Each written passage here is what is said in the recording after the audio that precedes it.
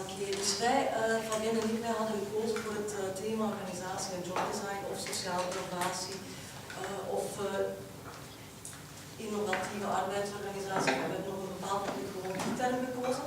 Misschien toch eventjes het waarom. We vinden dat een belangrijk thema, omdat we denk ik elk vanuit onze eigen ervaring beleefd hebben en ook gezien hebben in omgeving bij andere mensen. Dat de manier waarop de job is vormgegeven, waarop werk is gestructureerd, georganiseerd in een organisatie, dat dat ook wel iets is met een heel directe impact op de beleving van de werknemers.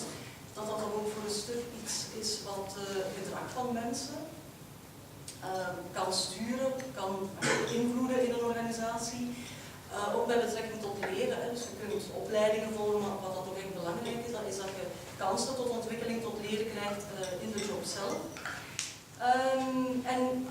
Conclusie eigenlijk, als een organisatie die mogelijkheden van mensen wil benutten, en noemen talentmanagement, dan is de manier waarop dat jobs en organisaties zijn gestructureerd toch wel een belangrijk item.